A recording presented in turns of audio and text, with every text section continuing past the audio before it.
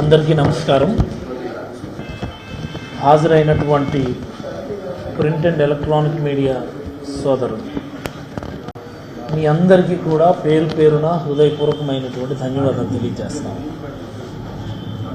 నేటి పాత్రికేయ సమావేశం చాలా ప్రాముఖ్యత కలిగినటువంటి సమావేశం. రాజకీయంగా విమర్శలు చేసుకోవడానికి, వాళ్ళు ఒక మాట అంటే మేము ఒక మాట అనడానికి, ఎవరి బలాబలాలు చూపించుకోవడానికో ఉద్దేశించినటువంటి పాత్రికేయ సమావేశం కాదు. ప్రజల కోసం, ప్రజల సంక్షేమం కోసం, ప్రభుత్వ బాధ్యతను గుర్తు చేయడానికి ఉద్దేశించినటువంటి పాత్రికేయ సమావేశం. ఇప్పటికే ప్రభుత్వం ఏర్పాటై మోర్ దెన్ 2 weeks సమయం కావస్తూ ఉంది. ముఖ్యమంత్రి గారు, మంత్రులు, ఎమ్మెల్యేలు అందరూ కూడా వాళ్ళ స్థానాల్లో కొలువు తీరారు. ఒక కేబినెట్ సమావేశం సైతం పూర్తయింది. ప్రజలు చాలా ఆశలతో, రకరకాల ఎక్స్పెక్టేషన్స్తో కూటమి ప్రభుత్వాన్ని పెద్ద ఎత్తున అవకాశం ఇవ్వటం జరిగింది.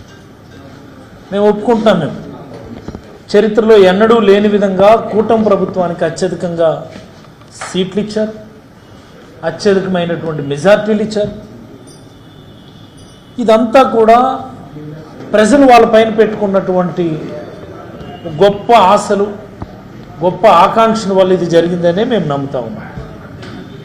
మరి ఈ ప్రభుత్వం 2 వారాలు అయిన తర్వాత ఆ ఆకాంక్షలకు అనుగుణంగా పనిచేస్తుందా లేదా అని మేమైతే అప్పుడే ప్రశ్నించడం లేదు. ఎందుచేతంటే ప్రజలు కూడా మమ్మల్ని అంటారు, 2 వారాలకే అప్పుడు అన్ని పనులు చేస్తారా అని మమ్మల్ని ప్రశ్నిస్తారు. కాబట్టి ఆ రకంగా పనిచేస్తున్నారా లేదా అన్నది మేము ప్రశ్నించడం లేదు, కానీ కనీసం ఆ దిశగా ఆలోచిస్తున్నారా లేదా అన్న విషయాన్ని మేము ఒకసారి ప్రభుత్వానికి గుర్తు చేయాలనుకుంటా ఉన్నాం. ఆ దిశగా ఆలోచన చేయాలి కదా. ఎందుకు ఆలోచన చేయాలి అంటే, ఇప్పుడే వ్యవసాయ సీజన్ స్టార్ట్ అయింది, ఖరీఫ్ సీజన్ స్టార్ట్ అయింది. ఇప్పుడు మనం జూన్, జూలై అంటే పెద్ద ఎత్తున వ్యవసాయ పనులు జరుగుతాయి. వర్షాల కోసం ఎదురు చూడటం, విత్తనాలు నాటడం, దానిపైన పెద్ద ఎత్తున వ్యవసాయ పనుల్లో రైతులందరూ కూడా ఆల్రెడీ పనులు మొదలు పెట్టారు. నార్మల్గా జగన్మోహన్ రెడ్డి గారి గవర్నమెంట్లో ఎలా ఉండేది సిస్టమ్? మే నెలలో, అక్టోబర్ నెలలో, మరి అలాగనే జనవరి నెల, 3 నెలల్లో రైతు భరోసాకు సంబంధించినటువంటి డబ్బులు రైతుల ఖాతాలో మనం జమ చేసేవాళ్ళం. అంటే రైతులు పెట్టుబడి కోసం ఎవరి దగ్గర ఆధారపడకుండా, ఎవరి నుంచి సహాయం ఎదురు చూడకుండా నేరుగా ప్రభుత్వమే రైతులకు సహాయపడి పెట్టుబడి సహాయం అందించి వాళ్ళ వ్యవసాయ పనులు విజయవంతంగా జరిగేట్టుగా జగన్మోహన్ రెడ్డి గారి ప్రభుత్వం గత 5 ఏళ్ల కాలం కూడా, ప్లీజ్ మార్క్ మై వర్డ్, గత 5 ఏళ్ల కాలం కూడా ఎక్కడ ఏ రకమైనటువంటి ఆలస్యానికి తావివ్వకుండా ఒక పర్టికులర్ డేట్ పెట్టి, మే నెలలో పలానా తేదీన రైతు భరోసా డబ్బులు వేస్తాం, అక్టోబర్ నెలలో పలానా తేదీన రైతు భరోసా డబ్బులు వేస్తాం, జనవరిలో పలానా తేదీన రైతు భరోసా డబ్బులు వేస్తామని చెప్పి ముందస్తుగానే డేట్స్ అనౌన్స్ చేసి రైతులు ఎవరి దగ్గర చేయి చాచే అవసరం లేకుండా మేము కార్యక్రమం చేస్తాం. మరి అలాగనే గత 5 ఏళ్ల కాలం మనం ఒకసారి పరిశీలిస్తే 53.5 లక్షల మంది రైతులకి 34,500 కోట్ల రూపాయలు ఇచ్చాం మేము రైతు భరోసా కింద, only in the form of YSR Rythu Bharosa కింద. మరి అది చంద్రబాబు గారు ప్రతి రైతుకి 20,000 చొప్పున ఇస్తానన్నారు. ప్రతి రైతుకి 20,000 చొప్పున ఇస్తానన్నారు. సంతోషం, మీరు పెంచిస్తానన్నారు అన్నటువంటి విషయాన్ని మేము కూడా రైతులకు ఎంత చేసినా తక్కువే అన్నటువంటి అంశం మీద మే మేనిఫెస్టోలో దాన్ని 16,000 చేస్తామన్నాం, మీరు దాన్ని 20,000 చేస్తానన్నారు.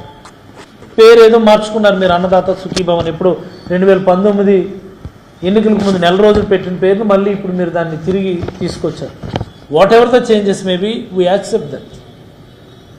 మీరు పెంచిస్తానన్నారు, సంతోషం. మాకు పెంచేయవండి, పేరు మార్చివ్వండి, మాకేం అభ్యంతరం లేదు. బట్ రైతులకు ఇవ్వండి, ఇచ్చే ఆలోచన చేయండి. నేనైతే మనస్ఫూర్తిగా కోరుతా ఉన్నా చంద్రబాబు నాయుడు గారికి.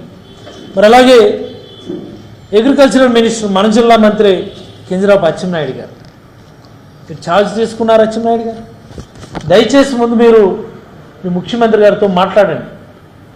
అయ్యా, రైతు భరోసా లేదా ది సోకాల్డ్ అన్నదాత సుఖీభవ, మనం దీన్ని ఎప్పటి నుంచి ఇస్తాం, ఎలా ఇస్తాం, ఏ రూపంలో ఇస్తాం, ఎంతమంది రైతులకు ఇస్తాం అన్నటువంటి వాటి మీద దయచేసి మీరు ఒకసారి మీ ముఖ్యమంత్రి గారితో కూర్చొని దానిపైన రైతులందరికీ కూడా క్లారిటీ ఇవ్వమని ఈ సందర్భంగా మా జిల్లా మంత్రి మంచి పోర్ట్ఫోలియో ఇచ్చారు మీకు, నా పోర్ట్ఫోలియో కూడా మీకే ఇచ్చినారు.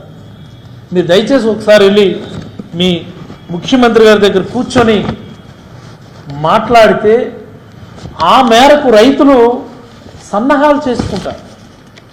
వాడి దగ్గర వీడి దగ్గర చేబదులకు 5,000 10,000 అప్పులు తెచ్చుకుంటారు. మీరు పలానా తేదీకి ఇస్తారని ఒక మాట చెప్తే చేబదులు తీసుకొచ్చుకునేప్పుడు కూడా, ఇదిగో బాబు పలానా రోజు నా అకౌంట్లో డబ్బులు పడతాయి, నాకు అప్పు ఇవ్వండి అని చెప్పి ఎవరి దగ్గర అప్పు తెచ్చుకునేటటువంటి పరిస్థితి ఉంటుంది రైతులకి. కాబట్టి ఈ విషయాన్ని మీరు దయచేసి ముందు అచ్చెన్నాయుడు గారు మీరు ముఖ్యమంత్రి గారితో మాట్లాడండి అని మనస్ఫూర్తిగా కోరుతాం. అలాగే మే నెలకే మేము విత్తనాలు పంపిణీ చేసేవాళ్ళం. మేము జగన్మోహన్ రెడ్డి గారు చాలా ముఖ్యమైనటువంటి మాట ఇది. అన్ని దగ్గరలో రైతు భరోసా కేంద్రాలు కొలువైనాయి. వైఎస్ఆర్ రైతు భరోసా కేంద్రం సీజన్, వ్యవసాయ సీజన్ మొదలవడానికి ముందుగానే అన్ని ఏర్పాట్లు చేసేవాళ్ళం. మే నెలకే అన్ని రైతు భరోసా కేంద్రాల్లో విత్తనాల పంపిణీ పూర్తి చేసి స్టాక్స్ని మేము రెడీ చేశాం. That's the achievement of Shri YS Jaganmohan Reddy garu. ఈరోజు మీరు చూడొచ్చు, గత 2 వారాలుగా కూటమి నాయకులు రైతు భరోసా కేంద్రాల దగ్గరికి వెళ్ళి ఏ రైతు భరోసా కేంద్రాలను అయితే ధ్వంసం చేశారు, ఏ రైతు భరోసా కేంద్రాల దగ్గర వైఎస్ఆర్ బొమ్మని తీసివేసే ప్రయత్నం చేశారు, ఏ రైతు భరోసా కేంద్రాల దగ్గర ఈ శంకుస్థాపన ప్రారంభోత్సవాలకు సంబంధించిన శిలాఫలకాలు ధ్వంసం చేశారో, అదే శిలాఫలకాలు మీ ప్రభుత్వం వచ్చిన వెంటనే వెళ్ళి విత్తనాలు పంపిణీ చేశారు. ఈ విత్తనాలు ఎప్పుడు వచ్చి అక్కడికి అడిగారా? మీరు ఎవరన్నా ఆలోచించారా? ప్రజలు ఎవరన్నా దీని మీద దృష్టి పెట్టారా? మేధావులు ఎవరైనా దీని బ్యాక్గ్రౌండ్ చూడు, ప్రభుత్వం వచ్చిన వెంటనే విత్తనాలు పంపిణీ చేయగలుగుతున్నారు కదా, విత్తనాలు ఎప్పుడు వచ్చాయి ఇక్కడికి ఎవరైనా ఆలోచించారా? అంటే రైతు భరోసా కేంద్రాలు అనేవి రైతు సంక్షేమం కోసం ఒక మెషినరీ మాదిరి ఎలా పనిచేస్తాయనేది ఒకసారి గమనించమని కోరుతా ఉన్నాం. రైతుల సంక్షేమం కోసం, రైతుల అభివృద్ధి కోసం జగన్మోహన్ రెడ్డి గారు తీసుకొచ్చినటువంటి ఒక బ్రహ్మాండమైనటువంటి ఇంధనం రైతు భరోసా కేంద్రం. దాన్ని ధ్వంసం చేయగలరు కానీ అవి చేసే సేవల్ని, అవి రైతుల్లో వేసుకున్న ముద్రని చెరిపివేయలేరని. దురదృష్టం ఏంటంటే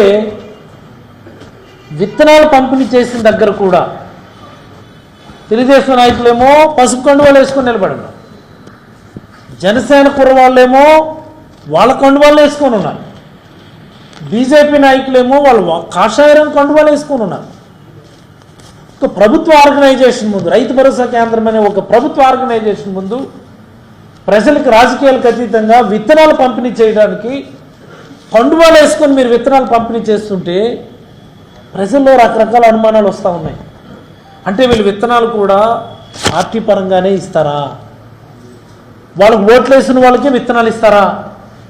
మిగతా వాళ్ళకి విత్తనాలు ఇవ్వరా అన్నటువంటి అనుమానాలు వస్తూ ఉన్నాయి. మనం చాలా దగ్గర చూస్తూ ఉన్నాం, వార్తల్లోనే మీరే రాస్తున్నారు వార్తలు కూడా. విత్తన పంపిణీ ఇంకా పూర్తి కాలేదు అని, సంపూర్ణ స్థాయిలో ఇంకా జరగలేదు, రైతులు ఇంకా మా విత్తనాలు ఎప్పుడు వస్తాయని అడిగే పరిస్థితులు వస్తున్నాయి. మనం కండువాలు వేసుకొని పంపిణీ చేస్తే ఇలాంటివే జరుగుతాయి. ఇది గౌరవ ముఖ్యమంత్రి నారా చంద్రబాబు నాయుడు గారు చాలా స్పష్టమైనటువంటి ఆదేశాలు ఇవ్వాలి. మీరు అనొచ్చు పార్టీ వ్యక్తుల్ని ప్రభుత్వంలో మేము భాగస్వామ్యం చేస్తాం, చేయండి, నో డౌట్, నో ప్రాబ్లం, ఎవరు దానికి ఇచ్చేయటంలా, మేము కూడా అలాగే చేయాలని కోరుకుంటున్నాను. కానీ కండువాలు వేసుకునే సంస్కృతి ప్రభుత్వ ఆర్గనైజేషన్స్లో గతంలో ఎక్కడా లేదు. ఇది ఒకసారి మీరు గమనించాలి. ఎక్కడెక్కడైనా గ్యాప్స్ ఉంటే, విత్తన పంపిణీకి సంబంధించిన గ్యాప్స్ ఉంటే దాన్ని ఫుల్ఫిల్ చేసి రైతులందరికీ కూడా న్యాయం చేయమని, ఏ పార్టీకి రైతు ఓటు వేసినా సరే కులం చూడకుండా, మతం చూడకుండా, రాజకీయం చూడకుండా, వర్గం చూడకుండా రైతులందరికీ కూడా సంపూర్ణంగా విత్తనాలు పంపిణీ చేయాలని, రైతు భరోసా పైన స్పష్టమైనటువంటి ప్రకటన ప్రభుత్వం చేయాలని వైఎస్ఆర్ కాంగ్రెస్ పార్టీ తరఫున ప్రభుత్వానికి విజ్ఞప్తి చేస్తున్నాం. మేము నిజంటే ఈ దశలో డిమాండ్ చేయడానికను, పోరాటం చేయడానికను మేము కూడా కొంత సమయం తీసుకోవాలి. ప్రభుత్వ పనితీరు ఎలా ఉందనేటటువంటి దాని మీద మేము కూడా కొంత సమయం తీసుకోవాలి. కాబట్టి ఈ సందర్భంగా ప్రభుత్వానికి అయితే మేము మనస్ఫూర్తిగా కోరుతా ఉన్నాం.